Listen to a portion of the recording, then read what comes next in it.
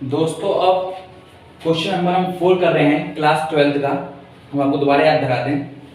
Question number 4 में ये पूछा हुआ है कि एक 2x2 आव्यूह A = Aij की रचना कीजिए जिसके अवयव निम्नलिखित प्रकार से प्रदत्त हैं। ये दोस्तों ये हमें 3 क्वेश्चन दे रखा है। Aij बराबर I + j का होल स्क्वायर डिवाइड बाई 2। दूसरा क्वेश्चन है Aij इक्वल I/j एंड तीसरा क्वेश्चन है Aij इक्वल I + 2j का होल स्क्वायर डिवाइड बाई 2। तो इन क्वेश्चनों को करने के लिए पहले हमें 2x2 का एक मैट्रिक्स बनाना पड़ेगा, फिर ही हम इन क्वेश्चनों को कर पाएंगे। तो सबसे पहले हम क्या करते हैं, एक मैट्रिक्स बनाते हैं 2x2 का। अब पहला क्वेश्चन लिखे रहने देते हैं और बाकी दो साफ कर देते हैं।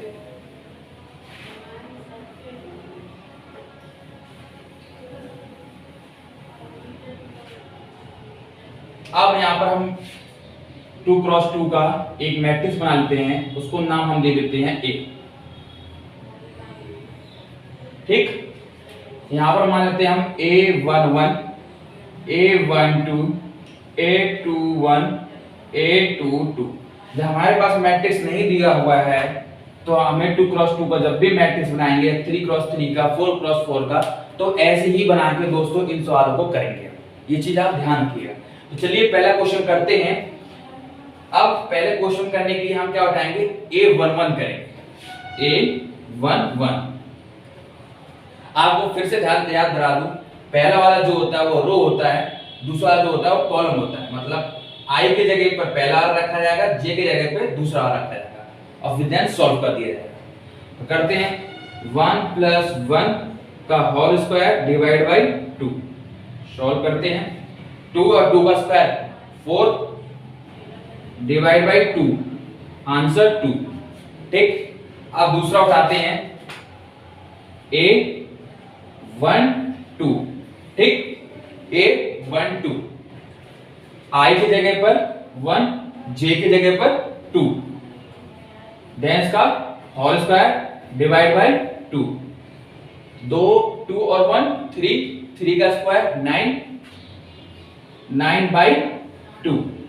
तीसरा क्वेश्चन करते हैं, इसको पहला दे दो, इसको दूसरा नंबर दे दो। तीसरा करते हैं A21 I की जगह पर 2, J की जगह पर 1। तो 2 + 1 का होल स्क्वायर डिवाइड बाई 2। तो यहां पर जगह नहीं है तो हम यहां पर कर देते हैं 2 + 1 3 का स्क्वायर 9/2। तो ये 3 हो गए। अब हमें करना है A22, उसके लिए हमारे पास जगह नहीं है तो चलिए पहले साफ कर देते हैं इस वाले हिस्से को।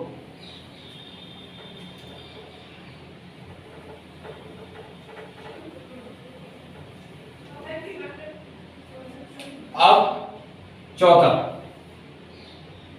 A22 I की जगह पर 2 और J की जगह पर भी 2।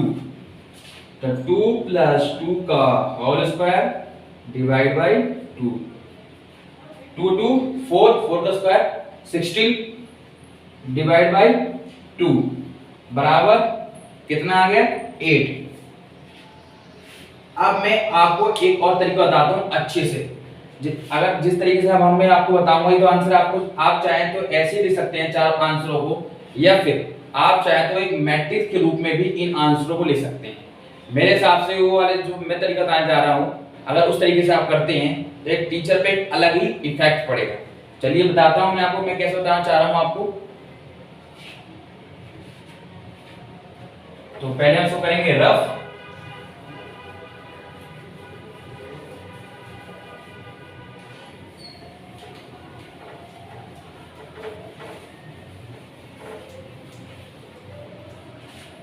हम क्या करेंगे, A इक्वल करेंगे, एक मैट्रिक्स लेंगे 2x2 का और 4 हमारे आंसर आए थे, उससे 2x2 का हमारा मैट्रिक्स बन जाएगा। और चारों आंसर हमारे क्या आए थे वो हम आपको बताते हैं।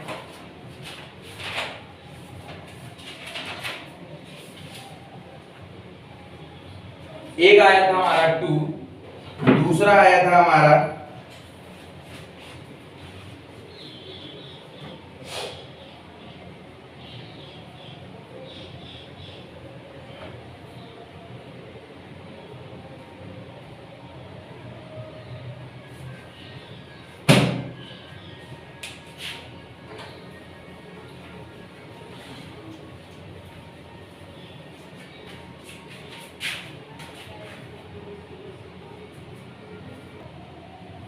तो हमारा मैट्रिक्स इस तरीके से बनेगा, हम ए मान लेंगे और हमारे चारों आंसर क्या आए थे आपको पता है, और उसको हम मैट्रिक्स के रूप में लिख देंगे।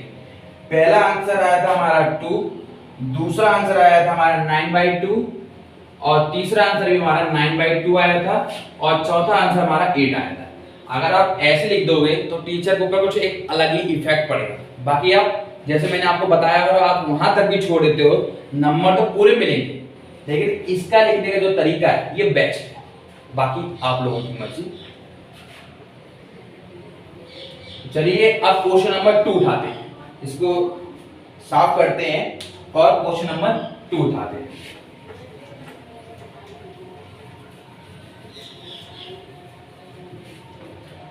क्वेश्चन नंबर 2 उठाते हैं।